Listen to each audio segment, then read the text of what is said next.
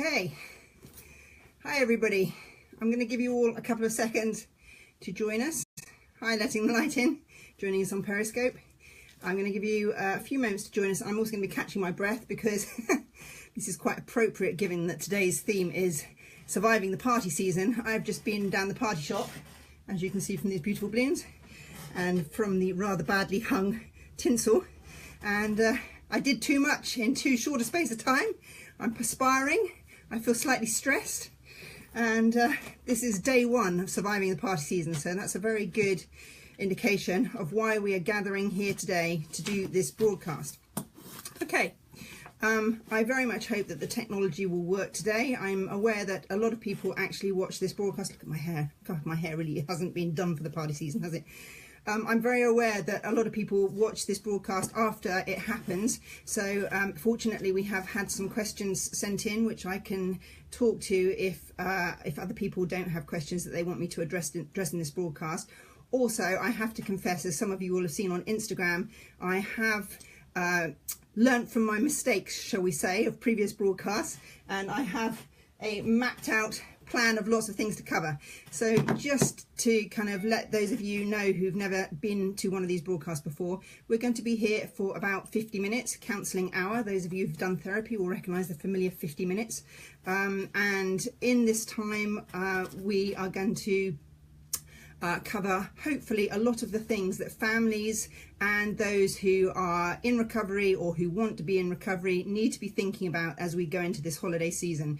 And when I say holiday season, I'm in America, I'm sat here in Los Angeles, and for us in America, definitely the holiday season starts on Halloween. That's the beginning. We obviously go through Thanksgiving at the end of this month, into next month where we have Hanukkah obviously, and Christmas, and the solstice if you're a pagan. There's lots of things going on, and whatever your religion or no religion, everybody is affected by this holiday season because there is so much partying going on. There's so much additional drinking, or in societies where it's not drink, it may be gambling or dancing or gathering together as families to celebrate the transition from one year to the next.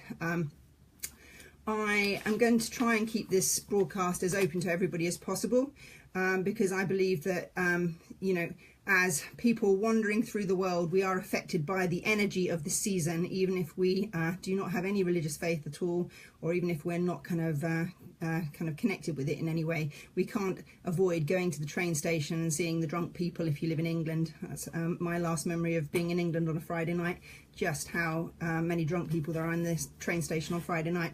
And that's fun if you're one of those people, or if you're out and you've had a night out. But if you're a sober person, that can be a challenging environment to move through.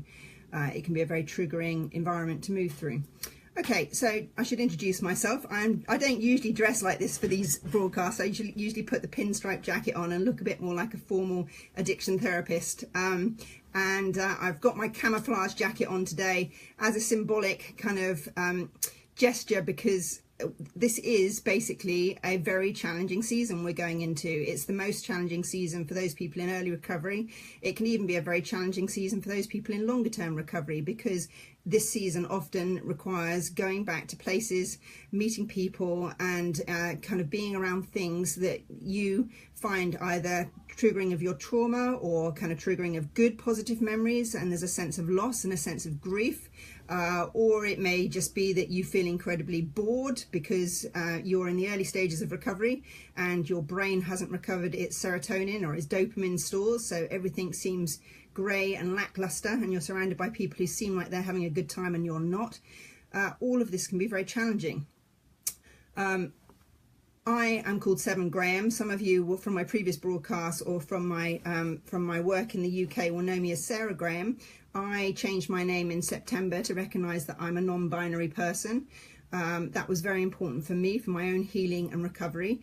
And I'm just going to talk about that just for a second, because one of the things that's really exciting about being a person in recovery is that things are always changing. If we're going to move forward in our recovery, we're constantly growing, we're constantly learning, we're constantly evolving, and that's a very important part of the process. And if we're not doing that, unfortunately with the disease of addiction, if we're not moving forward, we are sliding back.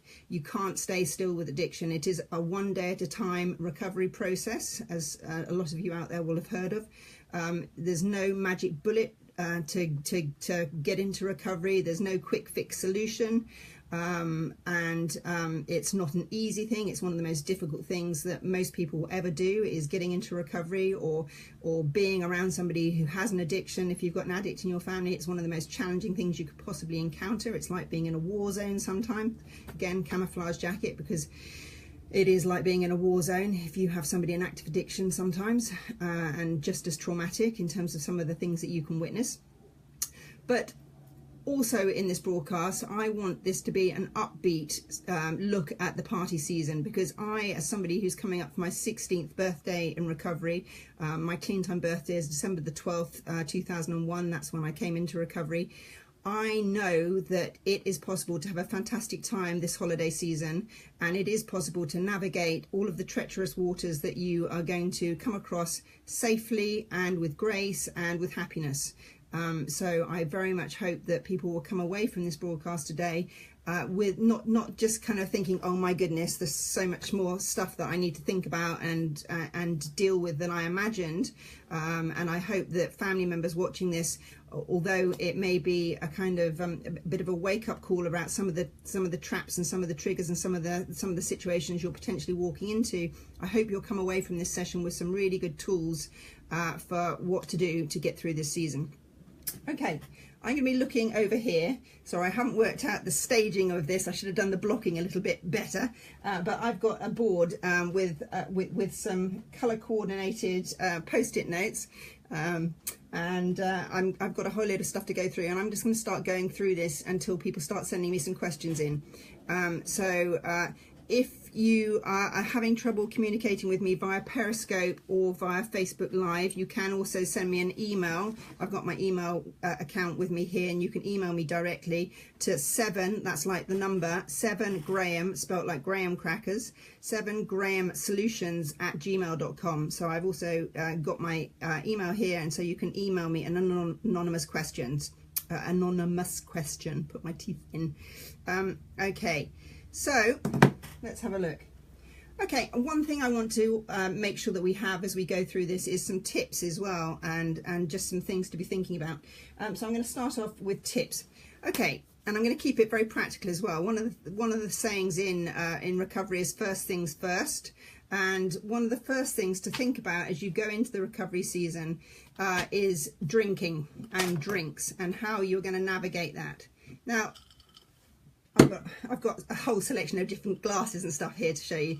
First of all, this is my glass, which has an S for 7 on it, and that's not just narcissism, it's actually a safety device, because if you are in a party situation in your family home, it is really important, as somebody who's trying to stay sober, trying to stay clean, that you stay away from accidentally drinking somebody else's drink. And it may sound like such an obvious thing, but when you are in a full-on party, especially when you're enjoying yourself, it can get very easy to pick up the wrong drink. And even one sip of alcohol when you're trying to stay sober can really mess with your head, and the addict part of your brain can think, okay, I've had a sip, I might as well drink the rest of the drink, I might as well write off tonight. And as AA says, it's the first drink that does the damage. So for family members, think about what glasses are in the cupboard.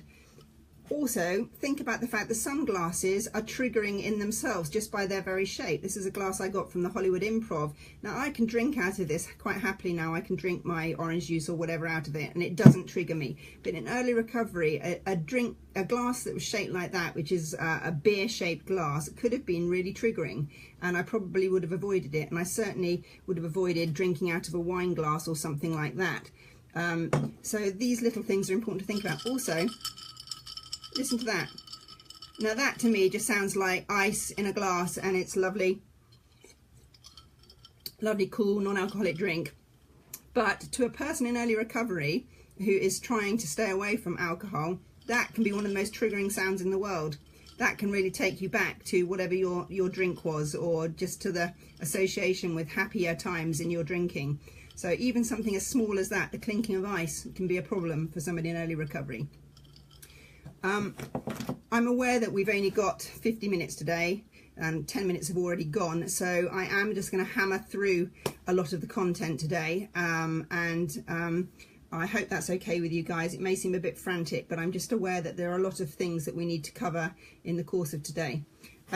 Okay, so if you're in an environment where you fear that your drink may be left alone, or if you're in an environment where it's going to involve dancing, or it's going to be a long night, if you can take, and this isn't the most beautiful bottle in the world, but take a bottle that is sealed, take a bottle that nothing can be popped into easily, and take a bottle that's very obviously yours, so that you can be in control of your drink and that you can make sure that you're keeping yourself hydrated. Now, one of the areas that's very controversial, and I know family members often think about this, one of the areas that's very controversial is low alcohol or no alcohol drinks that are masquerading as drinks.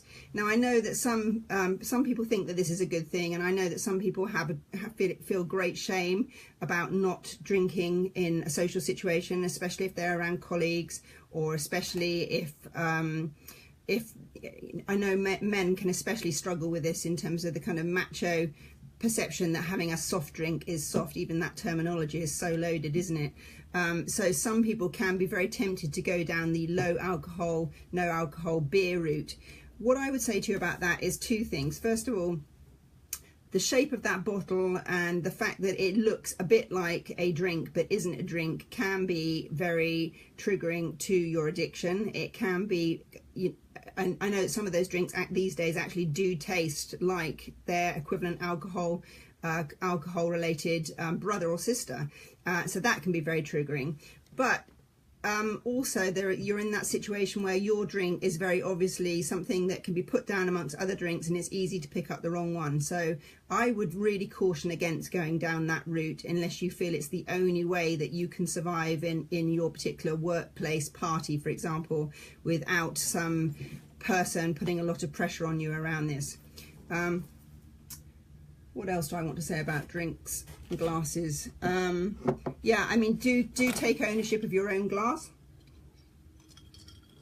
I'm going to be swapping drinks now. Actually, I'm going to have a sip of this because there's a reason for me drinking this, partly because I need it, because I know that my blood sugar level drops at this time of day, but also this is a protein shake, and we are going into a season that you have to approach it for the long-term kind of day in, day out challenging situation that is going to be. You're in this for the long haul, so treat it like a marathon. Don't treat it like a short race. And it's really important that you think about those basic tools that you may have learned if you've been through rehab, or that you may have heard in the recovery rooms like AA or NA and those places. There's lots of acronyms in recovery, and one of them that's fantastic is HALT, which stands for hungry, angry, lonely, tired. It's really important to watch that you do not get too hungry, that you watch your anger, that you don't let yourself be lonely, especially at this season. That you don't get too lonely and you don't get too tired. Now, obviously, party season, it really pushes us so that it makes those factors much more likely. So this is where something like a protein shake can really come in well. This protein shake is absolutely delicious. It's the one that I use, and I'm not being paid by these people, although I should be. But raw Garden of Life products are really clean, they're really healthy, they're very high quality plant-based protein, completely vegan, and they are a fantastic way to get nutrients and to get your protein level boosted. And protein is very, very important to make sure that you're getting enough protein, especially if you're running around and you're burning lots of calories. Do not forget protein. Don't start relying on sweets and sugary treats, because there are a lot of people who are in recovery from alcohol who actually have a sugar sensitivity and actually have a sugar addiction too. And there's some very misleading information actually that comes out of AA and some of the early literature around alcoholism, I would say, in terms of sugar. Yes, in the early stages of putting down drink, it can be, you are going to crave sugar like crazy because you were getting so much sugar out of alcohol. And yes, in those very, very early stages, unless you've got a diagnosed eating disorder, having some sweet treats can really help. Certainly in AA meetings, they have lots of biscuits and cakes and stuff like that. And if you don't have an eating disorder, you know, certainly, obviously, having a piece of cake is far better than picking up a drink. But you do need to be cautious, because what goes up with the sugar high does come down, and your energy level will bounce around, and it's not the best way forward. Okay, so I've covered glasses, I've covered non-alcohol drinks. Snacks. Okay, where are my snacks? I always have some kind of snack in my bag, be it these rather delicious rosemary organic chickpeas, dried chickpeas, another good source of protein, whether it's some nuts, whatever. Going into party season is really important that you have your own snacks, because one of the big dangers... Hi, my mum's just joined us. Hi, Mum. That's nice. One of the big dangers going into this season is that a lot of the food that you see on the shelves of supermarkets, which is described as luxury, what they mean by luxury is they've put some alcohol in that product. And also, going into party situations, many hosts and hostesses obviously put things like alcohol into mince pies, or put it into the gravies and that kind of stuff. Now, again, I'm going to speak to different audiences through this broadcast. Sorry, my hair is really bothering me.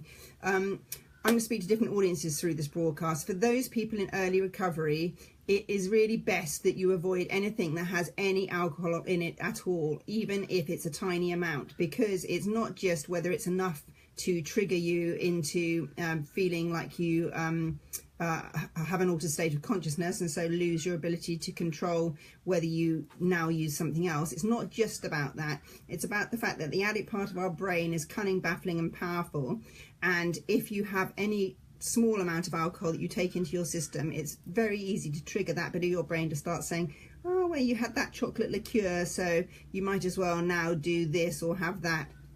So I would say, take control of this situation as a family member. You know, if you're being a host of people coming to your family over the holidays, have lots of good snacks that that the person who's in recovery can have access to, that are clean snacks, that don't have any traces of alcohol, that maybe they can take away if they need to leave the main body of the party to go to a different room to have some chill out time, that they've got snacks there too.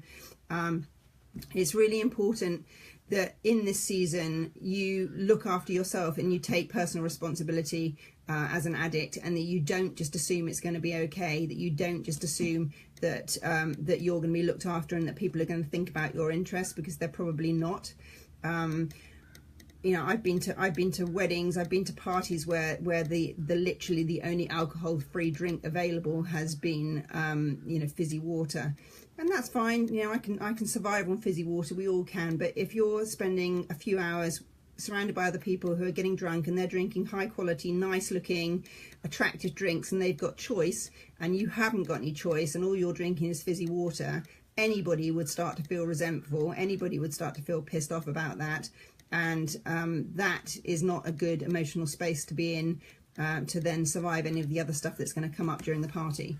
So look after yourself. If you are going to a party with family members, and it's people, you know, that you can pick up the phone to and just have a friendly chat, people that you feel safe to talk to about your recovery, or safe to talk to about the fact that you're not drinking at the moment, you know, ask for them to get some non-alcoholic drinks, or ask if they mind if you take your own non-alcoholic drinks. One drink that I want to address quickly in America, because this is a hugely popular drink here, is kombucha. Because again, this is a controversial area. Actually, two different drinks. Kombucha I want to address, and I want to also address energy drinks. Kombucha is a fermented, I meant to get a bottle out of my recycling and show you. It's a fermented probiotic drink. It's fermented tea.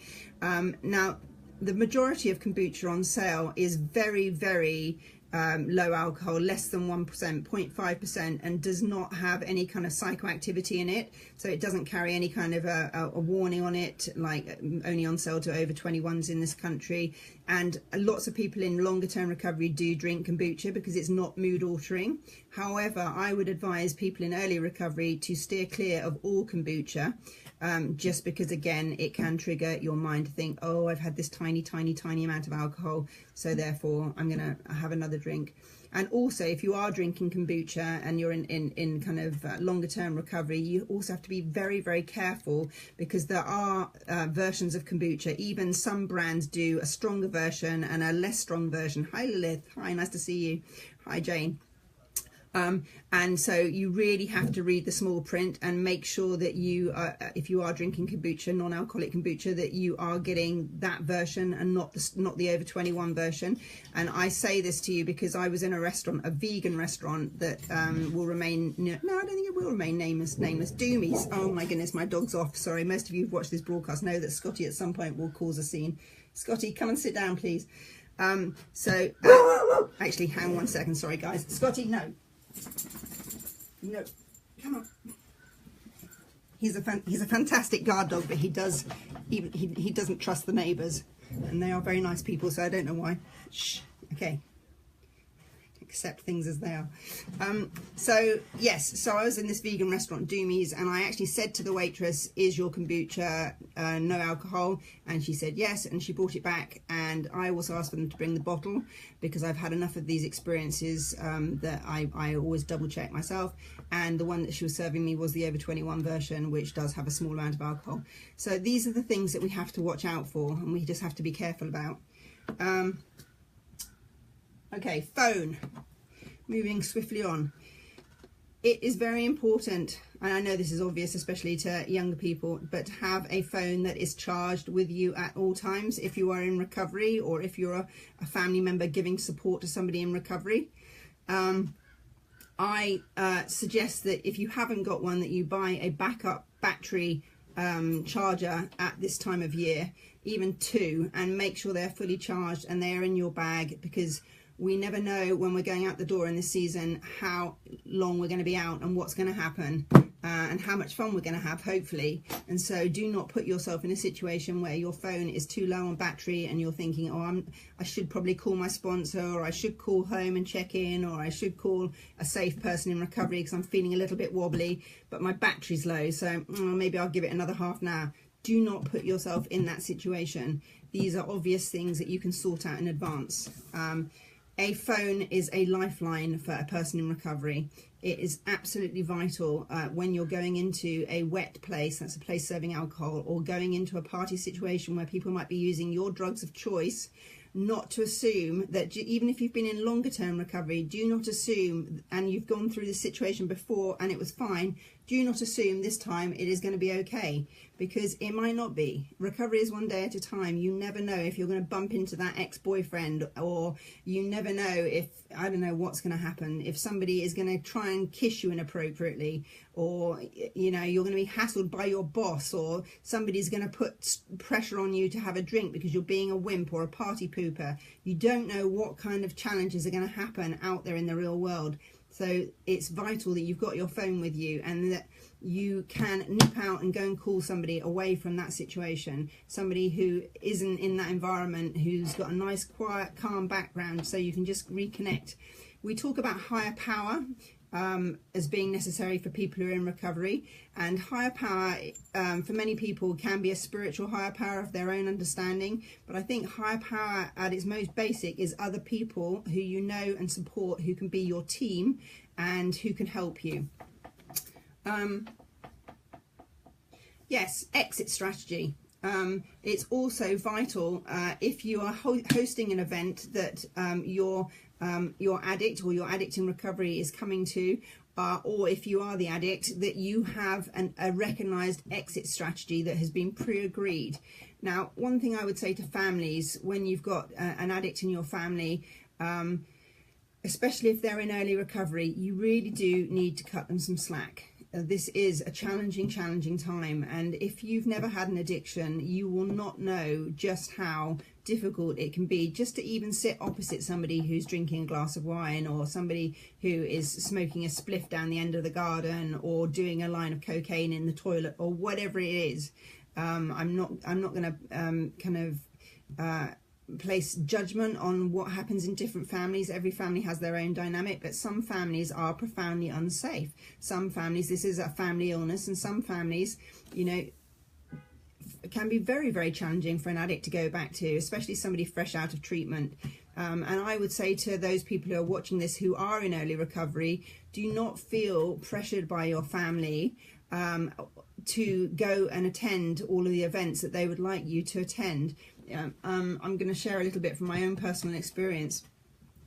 When I did rehab, I ended up doing 9 months of residential rehab in 2001 into 2002, and Christmas 2002 I went home to my family, and I was still really struggling with being out in the real world. You know, I had to be institutionalized for that long to be able to learn the tools and build up the resilience to not go back to my addiction, because I've been drinking and using from 12 drink, 14 other drugs.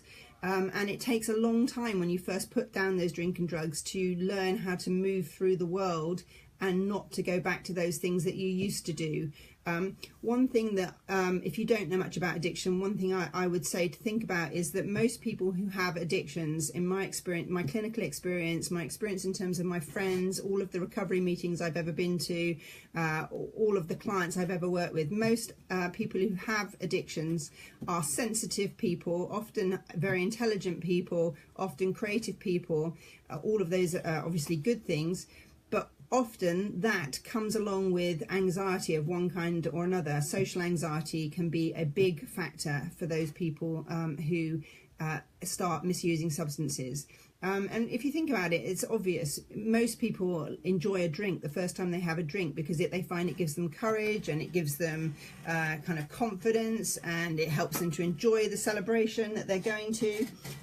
So it's not surprising that if you're a person who has social anxiety and you're a person who has low self-worth, because often addicts do have low self-worth masquerading behind a big ego, taking a drink or taking a drug can be a profoundly powerful experience, and can help you to move through the social world in ways that you always wanted to but never felt able to.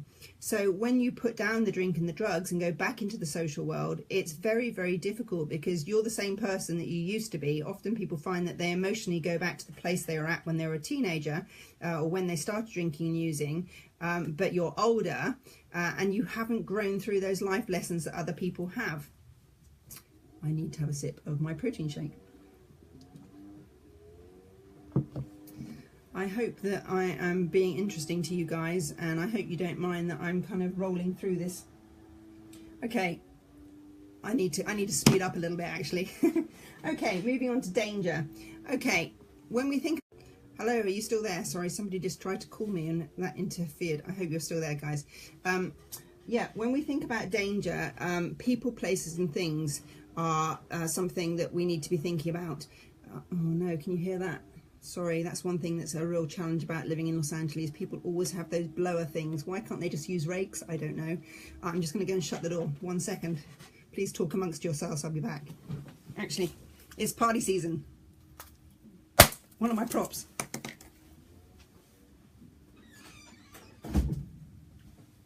I probably should have warned the people of a nervous disposition that I've got a lot of these.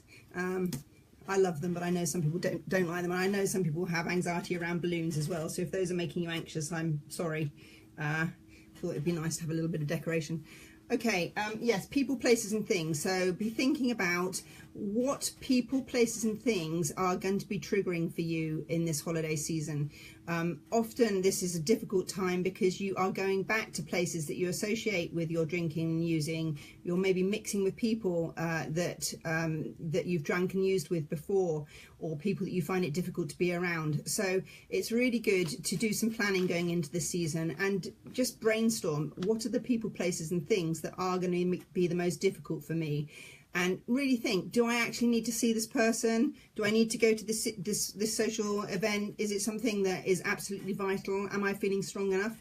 And I would also say, though, don't assume that you can't do things because you're in recovery. It says in the AA Big Book that recovery is a bridge to normal living. And it also says that if we have a spiritual reason for going somewhere and doing something, that we will be protected, that we can be protected by the support structure we put in place. And when I think about that in my first year of recovery, my grandmother invited me to a party at her house. I can't remember what birthday it was, but it was a pretty important party for her. All of her friends were going. She really wanted me, her granddaughter, to be there. And when I went to this party, she wanted me to serve the drinks to her friends. And that was absolutely fine in the sense that she wanted me to step up and be her granddaughter. And I knew that I could do that with the support structure I had in place. So I went through that experience. I did call somebody afterwards, but it was for the greater good. And I checked in with myself, and I knew that I could do that. Somebody else might not be able to do that. So I'm not saying put yourself in unnecessary risk, and don't be codependent. Be prepared to say no if it's something that's dangerous for you. But at the same time, don't just think, oh, I'm in recovery, I can't do this, I can't do that, I've got to keep myself super safe, and I have to basically lock myself in my bedroom over the whole of the season and not do anything, because that is not living, and that is not being part of a family. And unfortunately, recovery is all about doing a lot of things that we don't want to do, but doing them with the best safety net that we can create, and kind of expanding our world again and learning how to get through these experiences without drinking and using. Okay, wolves. I think this is an important topic. Wolves, as in the animal wolves. Unfortunately, there are lots of people out there in the party world who do not care about your recovery. They do not care about your loved one's recovery. They do not appreciate that addiction is a life-threatening illness, and it really is. Addiction does kill many of the people who have it, left untreated. It either kills them directly through the physical effects that it can have on the body. Obviously, some of those take a fairly long time to take effect, but they certainly diminish health and well-being. But these days, with the cocktails of drugs available to younger people, we have polysubstance drug abuse going on. Most people are polysubstance users, and that may even be alcohol combined with cannabis, combined with prescription medication, combined with other street drugs, whatever. Most people are taking a cocktail of things these days. And so it may not necessarily be a disease that kills you. It may be that you have an accident, or it may be that you put yourself in a very unsafe place, or whatever. And even if we're not talking about death, we're talking about trauma. And one thing that really happens to people the longer they stay in addiction is they accumulate more and more layers of trauma. So this is why I love working with young people. Historically, I've always worked a lot with teenagers and people in their 20s, as well as older people and family members. And I've done that because I personally do not buy into the dictate that you have to wait for somebody to rock bottom. I think that's rubbish. I think that families and loved ones can do a lot to help somebody rock bottom. In terms of not enabling, learning about tough love, learning about how to give healthy support, not enabling support. And I think that we need to be very cautious thinking about letting somebody rock bottom, because these days, especially in America with the opiate prescription drug crisis we've got going on, if we wait for them to reach their rock bottom, unfortunately that rock bottom may well be an opiate overdose. And they may not come back from that overdose. So I differ greatly with those people who kind of have a hands-off approach. I believe in being proactive. I believe in the power of interventions. I've taken part in interventions myself, intervening on other people, and I was intervened on myself. Getting people into rehab who have no willingness to go into rehab, but you can make it so that the choice is much easier, because it's literally the only choice in terms of financial support and things like that. And if rehab isn't available to your family, getting that person to go and see a counsellor, or go and tap into local resources of support, whatever those are. I think there's a lot we can do to persuade people to get into recovery. Okay, yeah, in terms of the wolves, one thing, as I was saying, is that there are people out there who do not care about your drinking and using and how life-threatening it is, or that your loved one You know, if they persuade your loved one to go to the toilet with them to do a line of coke, that could lead to them going off on a massive relapse, which could be very, very dangerous.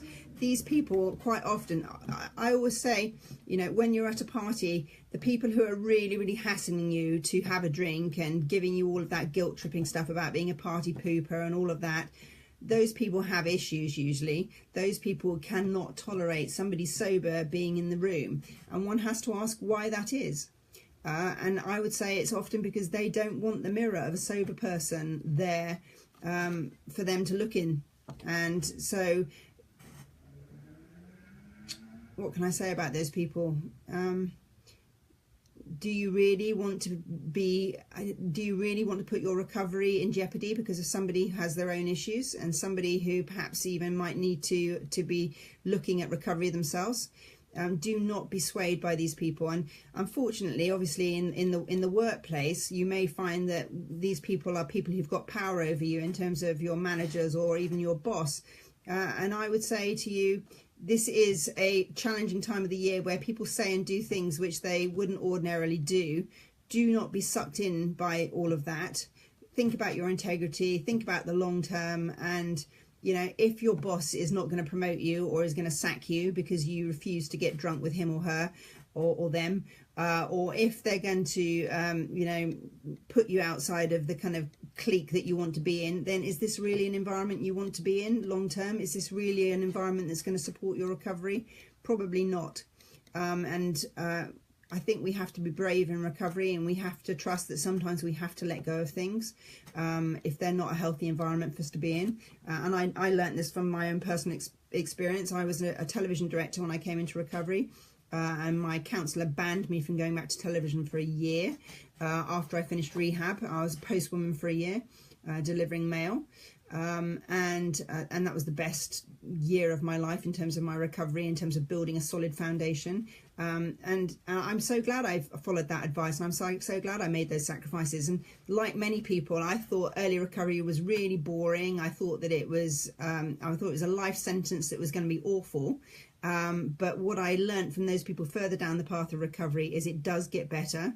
And I have been so happy today planning to do this talk with you guys, and I feel so happy at the moment with my life and so many things. And it's not big things. It's not, I don't live in a Hollywood mansion, I haven't got a swimming pool out there and all of that stuff. It's not that kind of stuff. It's just the feeling of love and connection I have in my heart that's come from staying sober for nearly 16 years. Recovery is worth it, people. That's one message I really want to get across to you today. Recovery is really worth it. This can be a very tough time, and I know that it's very challenging, but it really is worth getting through it. It really is worth hanging in there and trusting that, yes, this Christmas may be, or this Christmas or Hanukkah or party season may be a bit dull, and yes, other people around you may have a better time in terms of outward appearances. But if the best that you can do is stay clean, or the best that you can do is support your family member who is really struggling to stay clean by having a very low-key holiday season, 2018 is the opportunity for you to then really start enjoying your recovery. However, having said that, I think I do want to move on to my next column, which is fun, and you can look at all of these columns, and I'm aware that we may not get through all of them today. I was hoping I could just zip through them and we'd get through them all, but we have one more Letting the Light In broadcast before Christmas and Hanukkah, so perhaps I will slow my pace down a little bit. I know my energy has probably been a bit too frenetic for some of you. It's been a bit too frenetic for me. But perhaps we will revisit the ones I don't get through today next time. And I'm not seeing that many messages come through today, which makes me think that Facebook live messaging might not be working very well. So you may have some messages that you want to send to me, which I can address in part 2. Let's do a part 2. Let's take the pressure off and do a part 2. I think that would be really good. I'm just quickly checking if anybody has emailed me with a question that they want to ask me anonymously. Okay, I'm going to move on. Yes, so in terms of fun, okay, recovery should be fun. Things like dancing and things like music, those are fun, sober, okay? Now, they may not be fun the first few times you try them. They may be awkward and embarrassing and dull, and your head may really judge you, and you may not want to do it. Thank you, I think it's a good idea too. But you can learn these skills. You know, what I would say to you, there was a great book that I read in early recovery called Feel the Fear and Do It Anyway. That book is so fantastic, because these things like dancing, I have had incredible times doing sober dancing. I'm still a pretty awful dancer. You know, I do not have natural rhythm. I probably look quite laughable to some people, especially anybody under 40 on the dance floor. But I have a great time. And I love music again. I can really hear music again. I'm not triggered by music in the way that I was in early recovery. There were certain kinds of genre of music I had to totally avoid. You will move beyond that, I promise, and you will discover your love of music again, and you will discover that it is fun to sober dance and you can have a great time. You just have to get over that self-consciousness. And one thing actually I definitely want to mention today, because I'm hoping to do some training in this next year, Kundalini yoga, people. Kundalini yoga. I've done lots of different kinds of yoga in recovery, and I highly recommend yoga to anybody who wants to be in recovery or who is in recovery. And I also recommend it to family members, because it is a fantastic way to get out of your head, back into your body, to release the stress and all of the trauma and emotions that are trapped in your body, and to get back into balance and start feeling okay and better in your body, even if it's just an hour and a half where you feel okay and you're away from everything that's going on. Yoga is a fantastic tool. Kundalini yoga specifically, I have become a huge fan of. Now, I can't take credit for this. Tommy Rosen, who is an amazing recovery guru, and his recovery I can't remember which one it is, but anyway, Google Tommy Rosen plus Recovery 2.0 and that will get you to his website. They are starting a new online conference tomorrow, and anybody interested in recovery, I thoroughly recommend that you go and take part in that conference, because you will learn from some incredible teachers about different aspects of recovery, and it will give you lots of tools that I haven't been able to cover here today, and lots of experts from different fields. But Tommy is a huge fan of Kundalini, and he turned me on to Kundalini yoga. I'm working with somebody called Sat Siri, who's an amazing yoga teacher at Wanderlust in Hollywood. And why I'm saying Kundalini yoga is a great thing to do for people in early recovery is because you get to do lots of things which are quite challenging to do at first, but which get you out of your head and out of that judgment of feeling silly and feeling self-conscious, and just get you back into your body, having fun and feeling free again. Because it's so important to rediscover that child in you. Remember, all children, if you go into a kindergarten, if you go into a play school and look at children do not need drinking drugs to have fun. They just have fun. They will dance spontaneously to music. They will just enjoy the world. That child is still within you. That child can still enjoy this holiday season if you give that child the opportunity. And Kundalini yoga is one way you can free up that person who's still in there, I promise. Also, in terms of planning what you're going to do this holiday season, yes, most of the agenda as it's set by society is around, you know, parties which may be not very comfortable environments with lots of drink and all of that stuff, partying with people that you might not necessarily know very well or like. It's important for recovery people to do stuff with other people in recovery, especially for younger people. You know, things like going bowling or going, if you can go to a theme park and have some fun, or go to the movies together. You know, I'm so fortunate living in Los Angeles. We've got Disney and we've got Universal Studios, both of which do fantastic things at this time of year. Go and let that child in you have fun and enjoy with other people in recovery, and you will. It's so important that you do that stuff. And people say, oh, that kind of thing's expensive and it's an expensive time of year. Yes, it is an expensive time of year, and yes, you may not have very much money as somebody in recovery in the early stages. You might have a lot of debt, of course. However, think about how much you were drinking and using, and I urge people, anybody who's got any kind of addiction, sit down and do the cold hard math about how much you actually spend on your addiction per day, per week, per year. Get that figure, write it on a post-it note and put it in front of you, because that is the amount of money you're going to save this next year. And that is the amount of money that you should think about taking a portion of that and doing nice things that are healthy things that are good for you, be it joining a gym, be it paying for Kundalini classes, be it going to Disney, you know, which is $160 or whatever it is. Don't just think, oh, I'm in recovery now, I've got to pay off all my debts and I've got to be financially responsible and, you know, I've got to change this as quickly as possible. Recovery is a long-term process, and financial insecurity will leave us. It is guaranteed in the promises of the big book.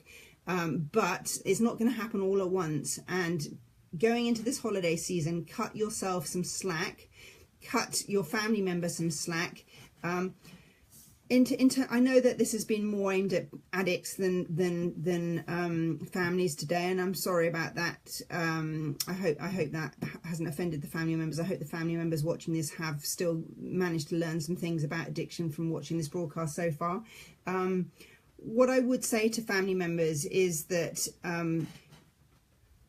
have expectations that your person will take part in the family Christmas, but also please just be sensitive just how challenging this situation is, and communication before the event is really important. Try and have an open and honest conversation with the person in your family who's struggling with an addiction, especially if they're still in active addiction. And I've just kind of assumed that people know about abstinence in this broadcast, for example. If you wonder if your person in your family who's got an addiction is addicted to cannabis, but has never had a drink problem, and you're thinking, well, why is Seven banging on about drink rather than, you know, cannabis or whatever it is?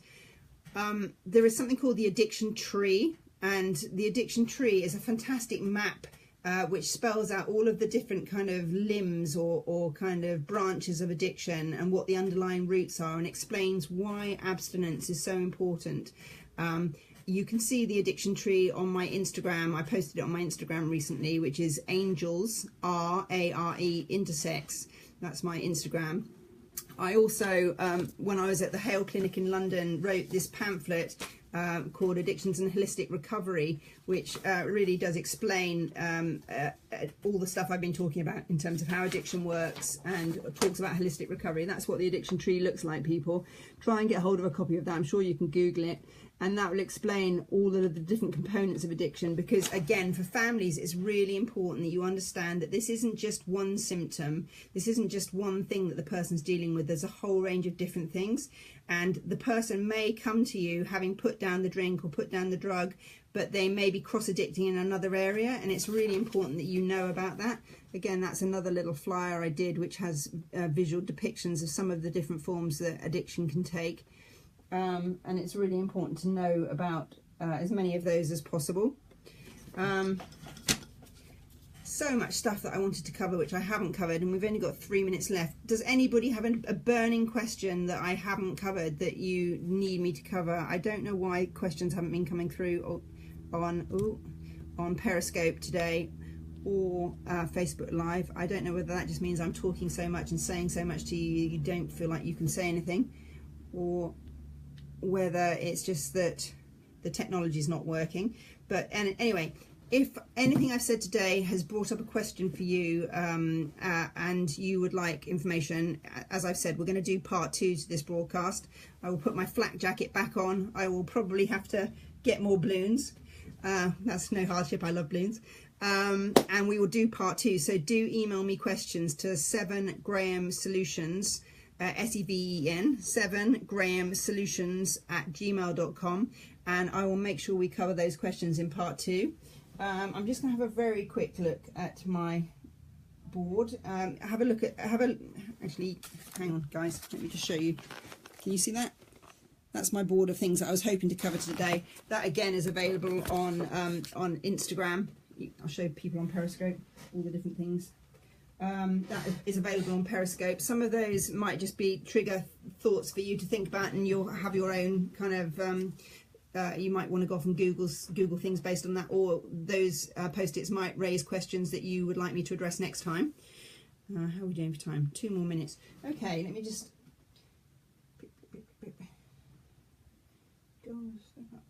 okay, one thing that's really important for people in recovery is making sure that you're doing meetings through this period. You know, I hope that a lot of people who are in recovery out there are going to 12-step fellowships. If you've tried 12-step fellowships, and I would say do try 12 before you give up. Sorry, not 12. Do try at least 6 before you give up, and try 6 different ones. Shop around.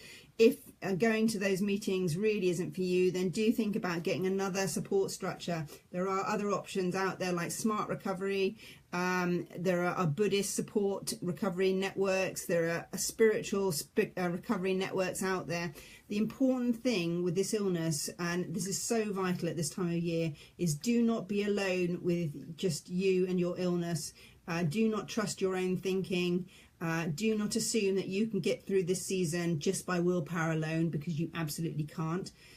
Just one other support organisation out there which is excellent in the UK. I expect they're probably reaching beyond the UK now. Club Soda, for those people who especially are trying to address their drinking. Club Soda, they're on Facebook, they're very good. I came into recovery on December the 12th, as I said to you. Now, I, like many people, thought that I was going to get through this holiday season and then I was going to get into recovery in the new year. That was my aim back in 2001. This season can literally kick the SH, spell the rest yourselves, out of you, and this season does kill people. So do not wait. Do not try and put off recovery until the new year. Do not park your recovery if you are in recovery until the new year.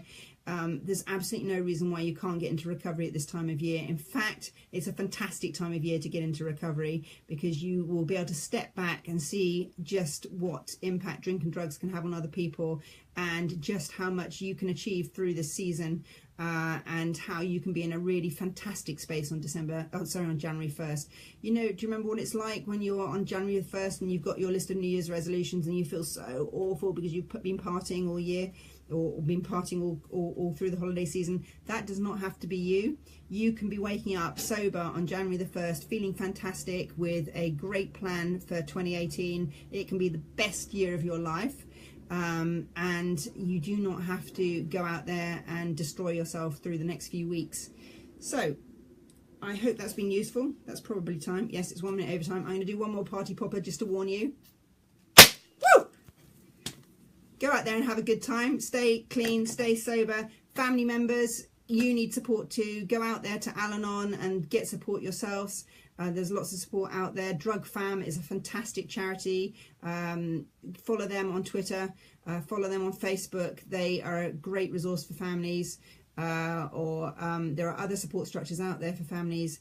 I will reconvene with you. I need to set the date with Letting the Light In. And I don't know if I gave a good plug for Letting the Light In at the beginning. I'm doing these free broadcasts in support of Letting the Light In, which is a blog that's been written by a family member who knows an awful lot about addiction through their own experience.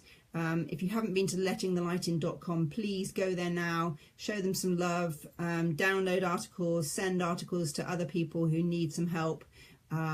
They will let you know. If you follow them, they've got a newsletter. If you follow them, they will let you know when the next broadcast is going to be. It's usually the first Wednesday of the month, but I just need to confirm what's happening on that Wednesday. But we will definitely do one early in December, and we will do part 2 of this broadcast. So, hope that was good, and I'm going to go and finish my protein shake, and have a great day or evening, everybody.